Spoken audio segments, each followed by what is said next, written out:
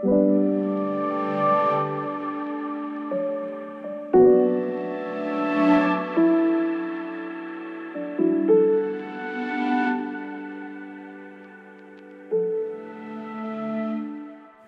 é que tem estado sua vida esses dias, essa semana, esse mês, esse ano?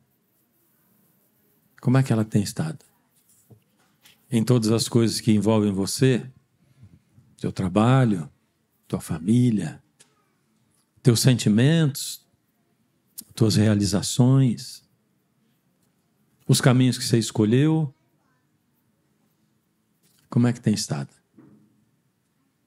Eu acho que enquanto eu falo isso, a cabeça da gente vai buscando coisas, né?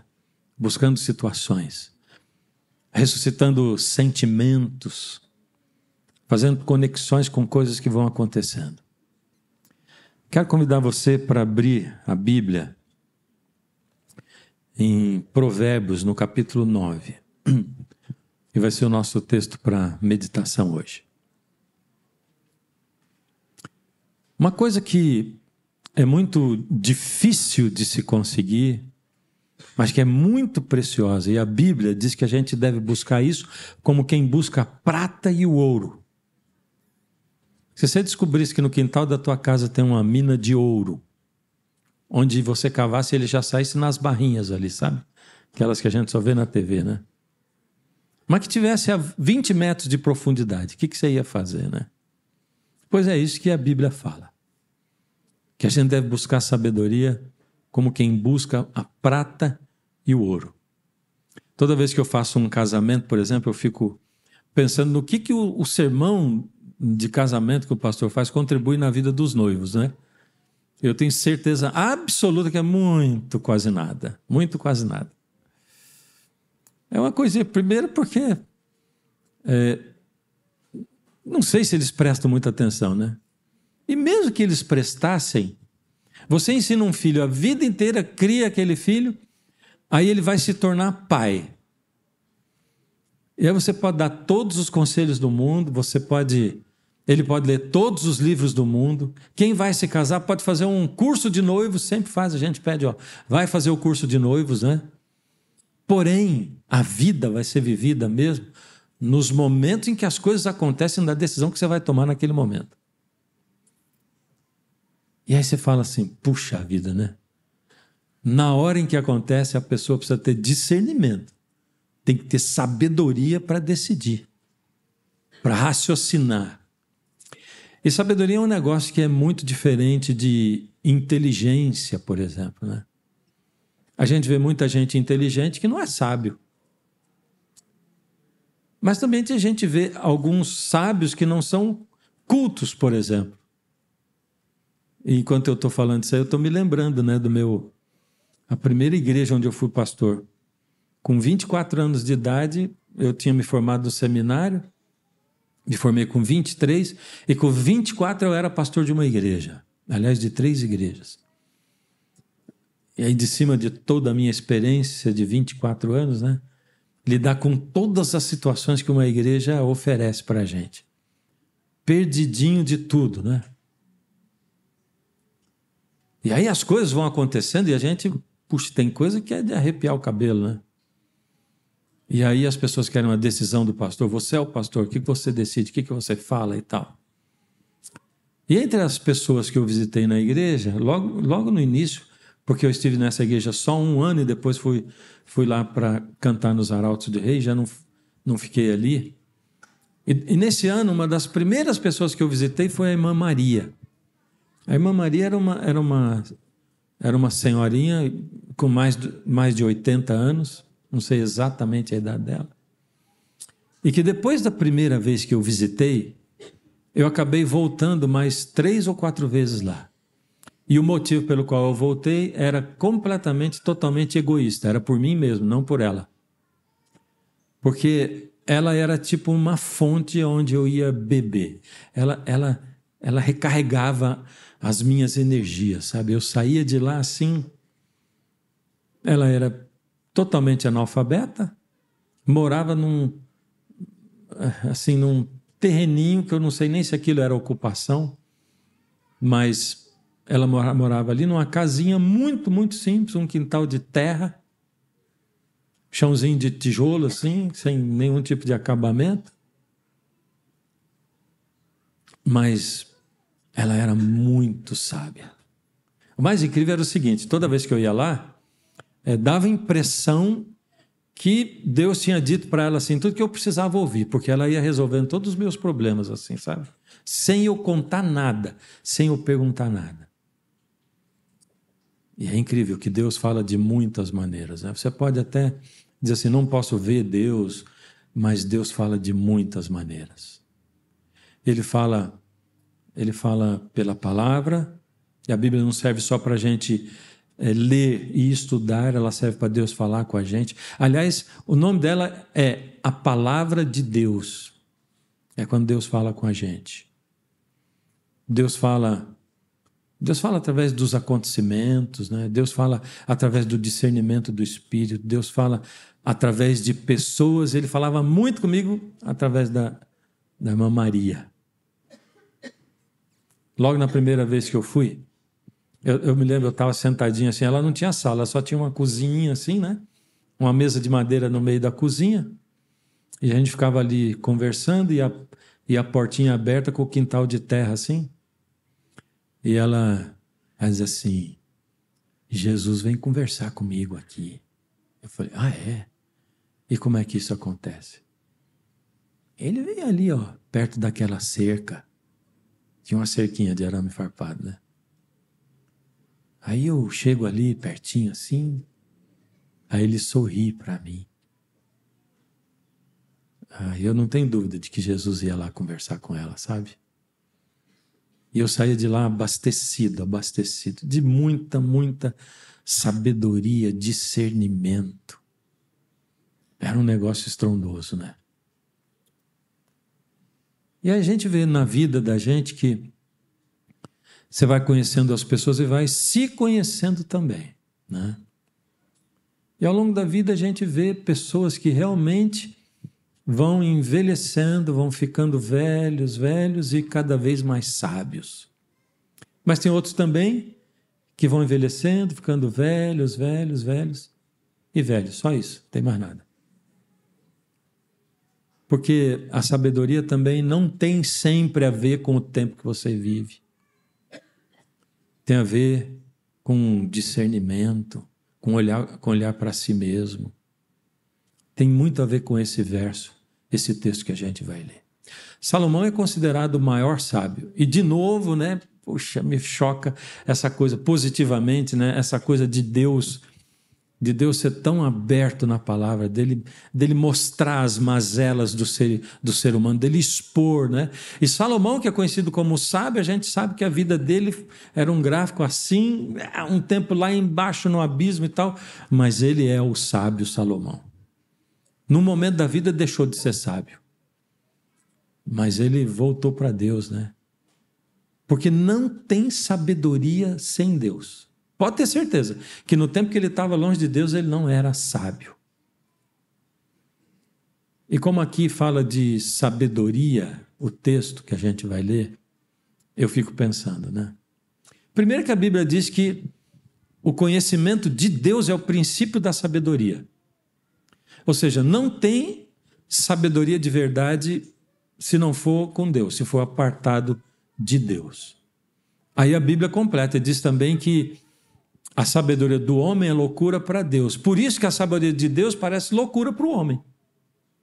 E eu fico pensando em você, adolescente, jovem, que está na escola, que vai para uma faculdade e que de repente você chega num ambiente assim, né, onde tem muito ateísmo e tal, onde a sabedoria humana é exaltada, os grandes pensadores, os grandes sábios, que só sabem pensar na horizontal, porque eles não são Deus, eles não vêm de lá de cima, eles não criaram o ser humano, eles estão tentando descobrir, através da vida deles e dos outros, o que realmente é ser sábio.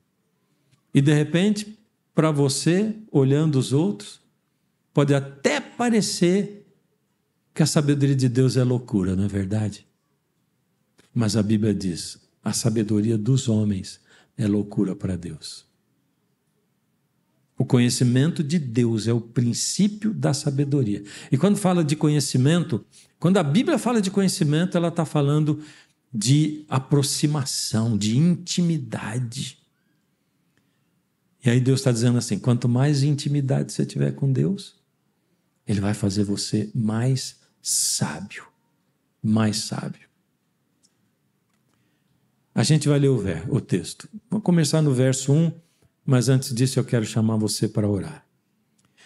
Deus amado, o Senhor que é o dono de toda a sabedoria, o Senhor que sabe o fim desde o princípio, o Senhor que sabe cada pensamento que veio na nossa cabeça essa semana, o Senhor que sabe o que nos trouxe aqui e o que a gente precisa, nos dá um pouco da Tua sabedoria para entendermos a Tua palavra. Em nome de Jesus. Amém. Salomão escreve, capítulo 9 de Provérbios, verso 1. A sabedoria construiu a sua casa sobre 7 colunas. Primeiro ele coloca a sabedoria como personificada como uma mulher. E ela constrói a sua casa sobre 7 colunas. Sendo que na Bíblia o número 7 é o número da perfeição, aqui está dizendo que a sabedoria ela é estruturada em cima da perfeição. Ela é perfeita.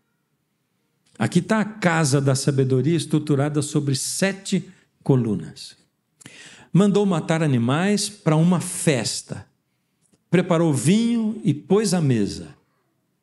Aí ela mandou as suas empregadas gritarem do lugar mais alto da cidade: entre, gente tola! E disse às pessoas sem juízo: venham, comam a minha comida e bebam do vinho que eu preparei. Deixem a companhia dos tolos e vivam, sigam o caminho do conhecimento de Deus, da sabedoria. Então a gente vê a sabedoria personificada como uma mulher, construiu a sua casa sobre 7 colunas, muito bem fundamentada, e ela pede para suas servas gritarem do lugar mais alto da cidade. Do lugar mais alto da cidade é porque ela quer ser ouvida, ela quer que todo mundo escute. Ela está fazendo um convite. Antes de fazer isso, ela preparou uma festa. E aí gritou do lugar mais alto da cidade. Isso quer dizer que a sabedoria ela é acessível a todos. E é por isso que a irmã Maria ela era tão sábia. Porque embora ela fosse inculta, a sabedoria era totalmente acessível a ela. Porque a sabedoria ela se conecta a outras partes do nosso cérebro, da nossa mente e do nosso coração. Ela vem mesmo da observação da vida, da observação da espiritualidade, da observação de quem eu sou, do conhecimento de si mesmo, conhecimento do outro. Por isso que a sabedoria vai no lugar mais alto da cidade. Ela está acessível a você. E olha, tem a idade que você tiver, você sabe que em muitos momentos da vida da gente, a gente senta assim e diz assim: meu Deus, como eu vou resolver isso aqui? Como? Diante de coisas muito, muito sérias, outras nem tanto. Diante de perguntas de uma criança, por exemplo. E diante de uma situação que teu filho te mete. E você pensa: meu Deus, como é que eu vou resolver essa situação aqui? O que eu vou fazer? Mas a sabedoria está acessível a todos. Eu acho interessante, né? Porque quando ela manda as servas, elas gritam assim: escuta aí, gente tola, venham para cá, vocês que não têm juízo nenhum. Imagina você passando na rua e alguém dizendo assim: ô, você que é tolo, vem aqui, eu preparei uma festa aqui para você. A festa dos tolos. Eu não gostaria nada de receber um convite assim, né? Imagina. E eu fiquei pensando, mas que coisa, né? Parece um abuso, está xingando o povo. Não, a sabedoria não está xingando. É simplesmente porque quem não está com a sabedoria é tolo. Só por isso. Tá dizendo, aqueles que não têm juízo, ela diz assim: deixem a companhia dos tolos e vivam. Venham, tolos. Vocês tolos que ouvem, Porque tem tantos tolos que não vão ouvir nunca o chamado da sabedoria. Não vou ouvir nunca. Todos escutam, mas nem todos ouvem. A Bíblia fala muito disso, sabe? Dessa característica da gente escutar com esses ouvidos, mas não conseguir escutar espiritualmente. Da gente ver com esses olhos, mas não conseguir enxergar espiritualmente. Não tem visão, não tem audição espiritual. Por isso que quando você está longe da sabedoria, você é tolo. Mas a sabedoria fala de lá e ela diz: vem, gente, vem, ouça a voz da sabedoria. Deixa a companhia dos outros tolos. E quem quer deixar de ser tolo, que quer andar no caminho da sabedoria, dá ouvidos. Para os outros vai parecer uma coisa lá no fundo, sabe? Como é que é? Aquela coisa que fica blá, blá, blá, blá, blá, blá, você nem escuta mais. E esses aqui voltam para o caminho da sabedoria. Ela preparou uma festa. Ela quer muito que você esteja do lado dela. Ela quer muito que você ande num caminho diferente do que você está acostumado a andar. E a gente vive numa época muito, muito, muito, muito complicada e muito difícil, né? Porque para viver a vida a gente tem que ter sabedoria. E a gente vê as pessoas vivendo assim, tomando decisões sem Deus, sem a sabedoria de Deus, sem o conhecimento de Deus. E parece que são coisas simples assim, né? Eu fico pensando, por exemplo, como é que alguém se vicia em alguma coisa, né? Você já fumou cigarro alguma vez? Experimentou? Eu já. Eu tinha 6 anos. Na calçada da minha casa tinha uma bituca de cigarro. E eu... Tampa o ouvido das crianças aí, por favor. E eu peguei aquilo, botei no meu bolsinho, porque era um bolsinho mesmo, porque eu tinha 6 anos. E uma hora que minha mãe não estava vendo, eu fui para o quintal, devia ser um negocinho desse tamanhozinho assim, ó. E botei na boca e acendi e chupei. Quando eu chupei... Olha, foi um dos gostos mais terríveis da minha vida. Eu passei um tempão tossindo. Escovei o dente para minha mãe não sentir o cheiro na minha boca. E eu nunca mais tive vontade de botar uma coisa daquela na minha boca. Aí eu fico pensando, como é que alguém vicia? A pessoa diz assim, essa coisa aqui, ela não presta, o gosto é péssimo, vai encher o meu pulmão de fumaça, vai causar câncer em mim, mas eu vou me esforçar para ficar dependendo dessa coisa que vai me matar depois. Simples assim. A gente não é sábio num monte de coisa. Eu estou falando de cigarro, mas tem um monte de coisa. Hoje em dia, por exemplo, está na moda ser viciado em jogo, né? Eu vou dar a receita para você ganhar na loteria. Tá bom? Se tiver com a minha idade, vai ser meio desanimador, mas você que tem para baixo aí dos seus 40, é a receita para ganhar na loteria. Calcula mais ou menos quanto que dá um jogo semanalmente, vê quanto que dá por mês. Aí você pega o dinheiro que você jogaria e põe em qualquer tipo de investimento que tiver aí, entendeu? Faça isso por 30 anos. E no final, você com certeza vai ter um prêmio de loteria. Agora, pegue o dinheiro e, ao contrário disso, jogue toda semana. E você provavelmente não vai ter dinheiro nenhum depois desse tempo. Vai ter menos dinheiro do que você tinha antes. Entende? Eu fico pensando também que não faz sentido. Porque daí eles pegam quem ganhou, né, e botam a propaganda. Gente, acredite, vale a pena, porque eu ganhei 1 em 1 bilhão. Aí ele ganhou e todo mundo está lá jogando e botando dinheiro fora. A vida inteira. Né? E passa 30, 40, 50 anos jogando sem ganhar nada, nunca. Qualquer tipo de vício é assim, sabe? A gente não dá para ser sábio e viver essas coisas assim ao mesmo tempo. Aí o caminho do vício, muitas vezes parece um caminho mais fácil, né? Olha aqui o que diz o verso seguinte. Salomão agora ele faz um parêntese, sabe? E ele diz assim: se você repreender uma pessoa vaidosa, essa vaidosa não é vaidade como você já pensa na hora, né? Alguém que é seguro de si mesmo, né? Alguém que não liga para o que Deus diz ou que as outras pessoas dizem. Uma pessoa que está indo por um caminho errado, seguindo seus próprios intentos, seus desejos. Você está dizendo, se você repreender uma pessoa vaidosa, a única coisa que vai conseguir é ser insultado. Se tentar corrigir um homem mau, o que vai conseguir é ser humilhado. Nunca repreenda uma pessoa vaidosa, ela vai te odiar por isso. E é verdade, né? Eu estou me lembrando também de uma pessoa com quem eu trabalhei, anos e anos atrás. E ele cuidava de um departamento dentro da instituição onde eu trabalhava. E ele entendia bastante, mas era novo. E aí qualquer coisinha que você tentava falar para ele, diz assim, escuta, por que você não faz isso e assim? Ele diz, calma, eu sei. Então ele era conhecido como o eu sei. Na Bíblia tem o eu sou, ele era o eu sei. E é incrível que, em geral, a pessoa que diz muito eu sei é porque ela não sabe nada. Mas ela não aceita que não sabe.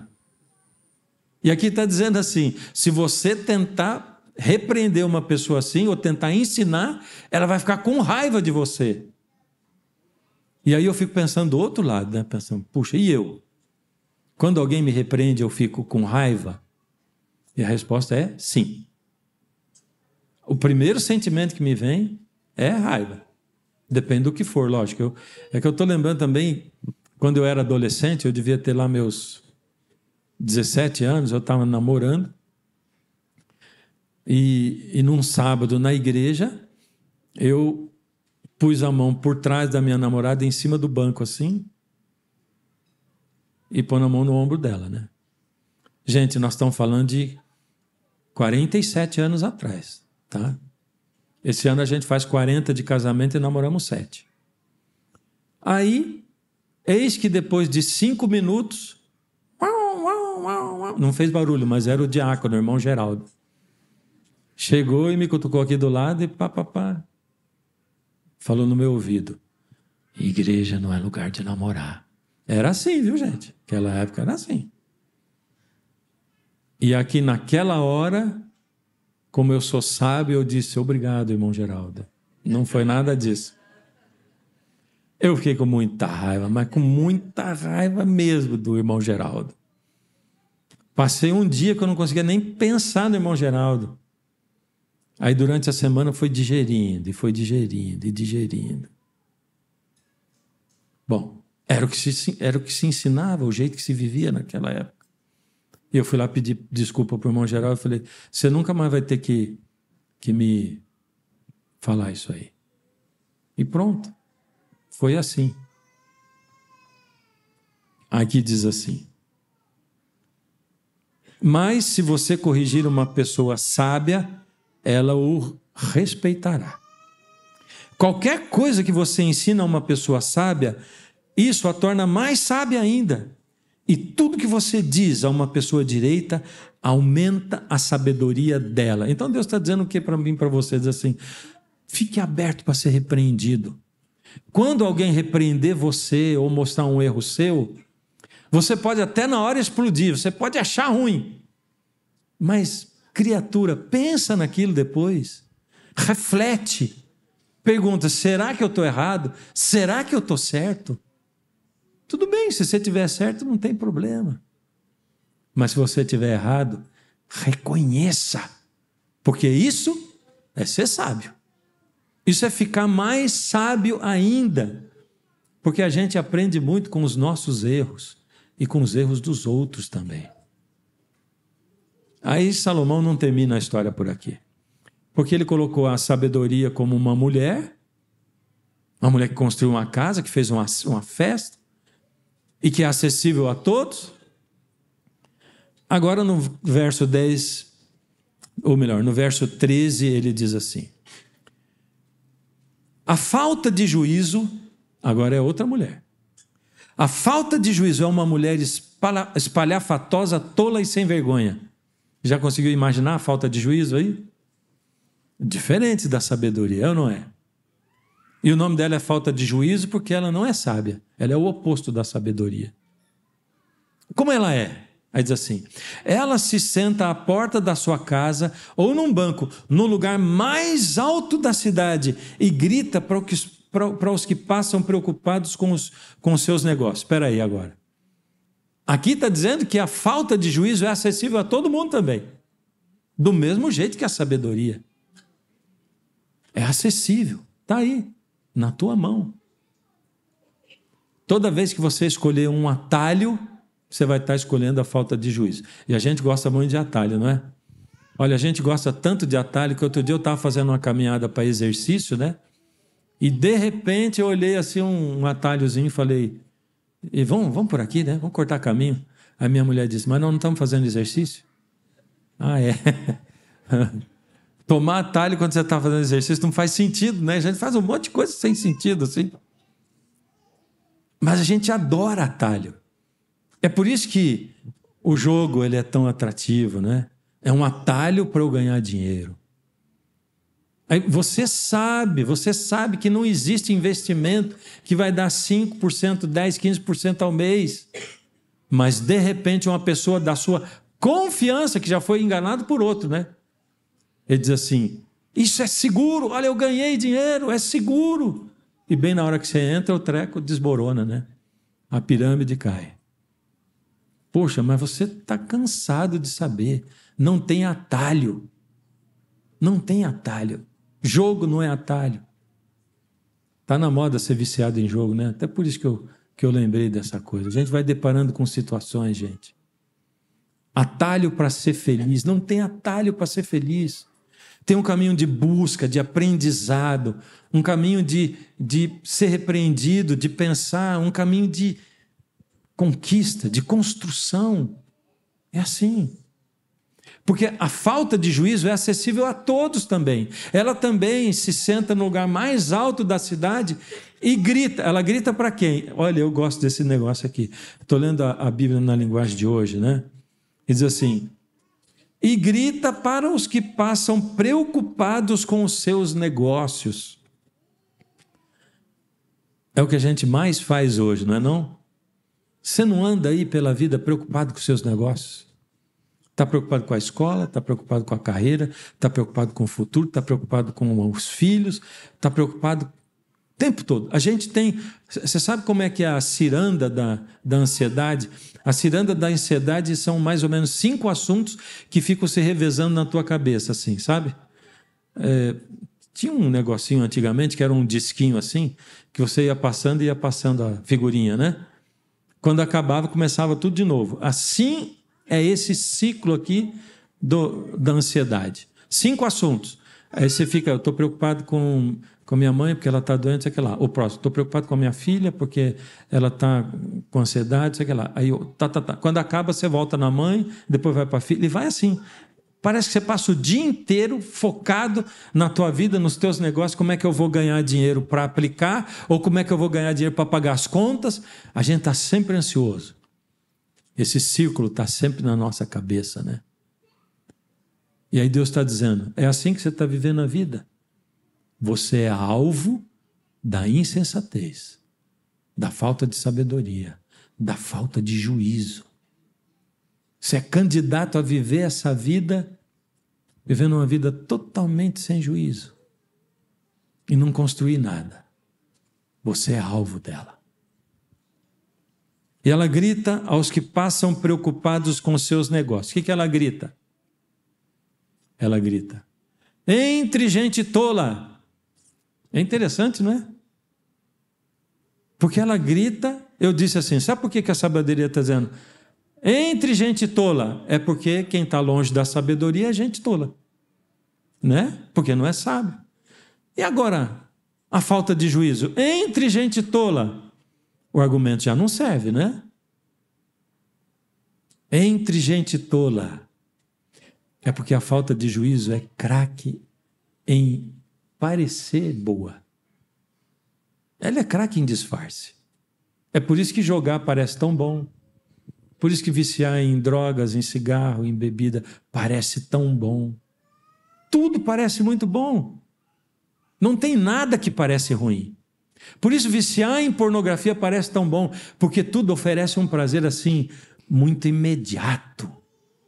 É uma alegria que faz assim, pum, e vai lá para o abismo. Não é alguma coisa que se constrói como muitos momentos alegres, ou como um discernimento da vida que constrói uma felicidade embasada, alicerçada. Então ela diz, entre gente tola. E veja, se ela está gritando assim, você vê de um lado a sabedoria gritando para você, vem para a minha festa. E do outro lado, a falta de juízo, que também preparou uma festa, gritando. A festa dela tem o quê? A sabedoria fez lá um churrasco, preparou vinho, né? Uma água mineral pura. Água saborizada eu não gosto, gente. Então, mas se ela gosta, de repente ela fez saborizada, né? Eu costumo dizer que eu tenho uma receita de água saborizada que é muito boa. Você pega uma jarra, deixa a água na geladeira 1 semana sem tampar. E no final da semana ela vai estar saborizada. O gosto é parecido. Entre gente tola. E ela diz às pessoas que não têm juízo, a água roubada é mais gostosa, o pão furtado é mais saboroso. Lembra? Atalho. Atalho. Quando tiver um atalho na tua frente, presta atenção. Não vai ser Deus que vai te oferecendo atalho. E ela termina dizendo, a Salomão termina dizendo, mas os convidados dela não sabem que aqueles que vão para a sua casa morrem. E os que já entraram estão nas profundezas do mundo dos mortos. E aí me faz pensar direto no que Jesus falou, né? Ele diz assim, entra pela porta estreita. Segue o caminho estreito. Porque o caminho da perdição ele é largo, fácil de passar. Entra pela porta estreita. Isso é a vida, gente. Nós estamos vivendo a vida. A vida não é fácil, mas a vida é boa. E ela pode ser melhor. Deus está dizendo, estou te oferecendo um caminho melhor. E sabe, com certeza você deve estar vivendo coisas que secam a tua vida. Algumas delas problemas causados por você mesmo, pelas suas escolhas. Porque você não tomou o caminho da sabedoria. E só vai ter sabedoria quem começa buscando Deus e conhecendo Deus, se aproximando dele, se conhecendo intimamente Deus, porque o princípio da sabedoria é o conhecimento de Deus, ou o conhecimento de Deus é o princípio da sabedoria. Então pode ser que você tenha feito escolhas erradas e você está sofrendo as consequências disso. Quantas coisas eu sofro por causa de coisas erradas que eu fiz. E como é difícil a gente se perdoar das escolhas erradas que nós fizemos, principalmente quando elas afetam você e afetam as pessoas que você mais ama também. Como é difícil. Você carrega um peso de uma culpa, de escolhas que você fez sem sabedoria, por sua própria conta. Atalhos que você tomou, vícios que você conquistou, aos quais você se escravizou. Mas tem coisas na vida também que não acontecem por obra nossa. Porque hoje acontece uma coisa do outro lado do mundo que pode afetar a gente aqui. E a tua vida vai ficando mais difícil.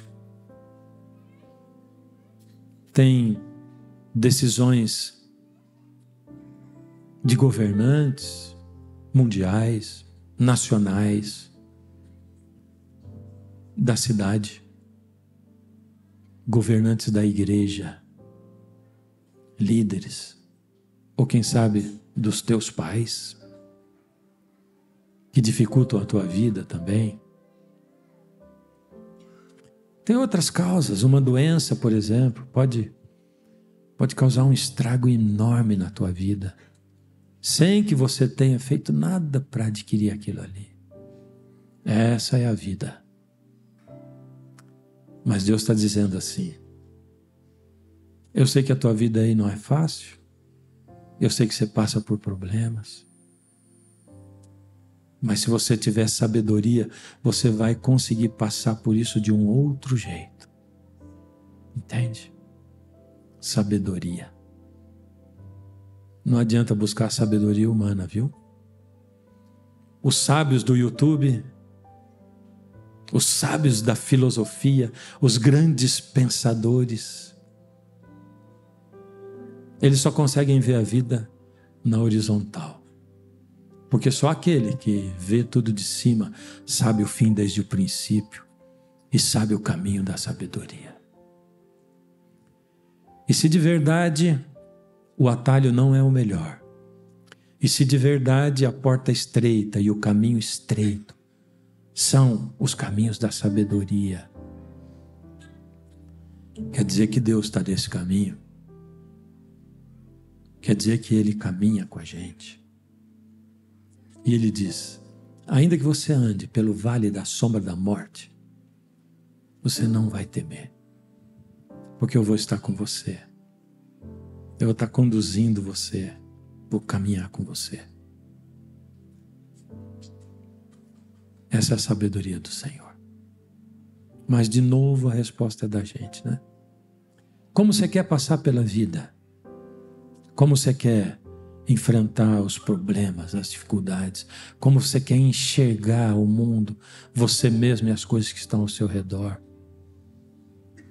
Deus chama você para uma decisão, porque de um lado está a sabedoria convidando, e do outro lado está a falta de juízo, ambas acessíveis, ambas parecendo ser boas, mas o caminho de uma leva à salvação e o caminho de outra leva à perdição. Como disse Josué, hoje vocês têm que escolher a quem vocês querem servir. Se vocês vão seguir a Deus, ou se vocês vão seguir e o caminho da sabedoria, do conhecimento de Deus, ou se você vai seguir a falta de juízo. E ele termina dizendo assim: porém, eu e a minha casa serviremos ao Senhor. Quer falar isso comigo agora? Nós vamos só do eu em diante, tá? Eu e minha casa serviremos ao Senhor. Eu e minha casa serviremos ao Senhor. Senhor, nós não temos nem força para fazer isso que nós dissemos aqui, Pai. Mas nós estamos escolhendo ouvir a voz da sabedoria, cujo princípio é conhecer Deus. Então, Senhor, nos dá força para isso, para fazermos as escolhas certas na hora certa, para entendermos a vida do ponto de vista de Deus. E fica conosco, Pai, como o Senhor prometeu, que a Tua vara e o Teu cajado nos consolem, em nome de Jesus. Amém.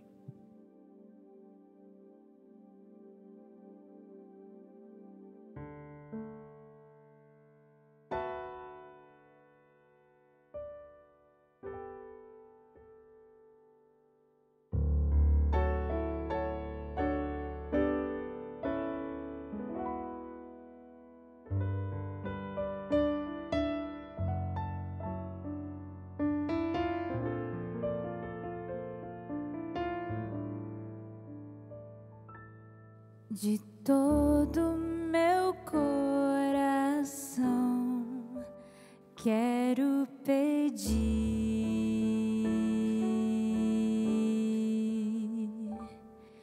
que Deus possa vir morar em sua vida,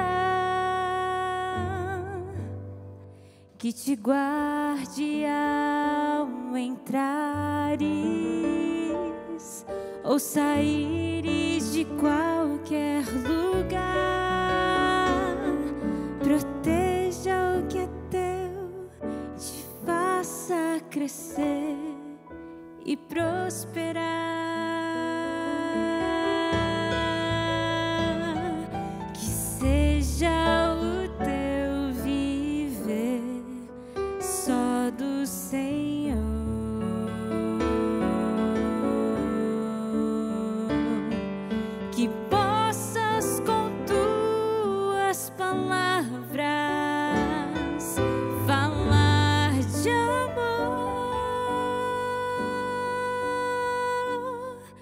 Mas se peço pra Deus te guardar, preciso também te dizer: permite que Deus transforme teu viver.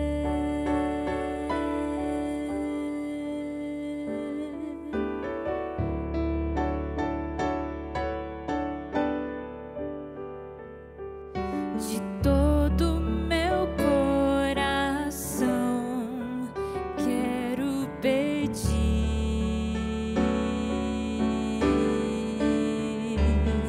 que Deus possa vir morar em tua vida,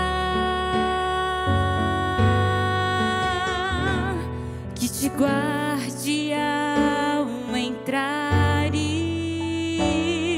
ou saíres de qualquer lugar, proteja o que é teu, te faça crescer e prosperar,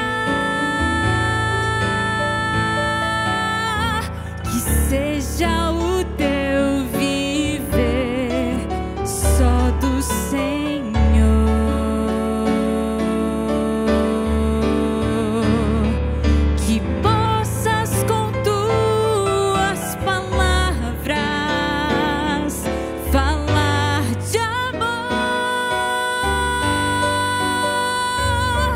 Mas se peço pra Deus te guardar, preciso também te dizer: permite que Deus transforme teu viver,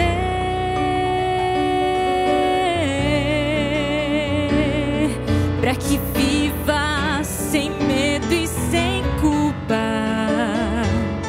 para que encontres a paz do Senhor,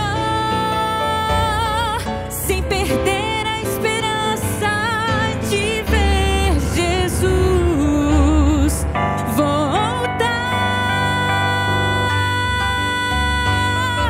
Eu peço pra Deus te guardar, mas preciso também te dizer: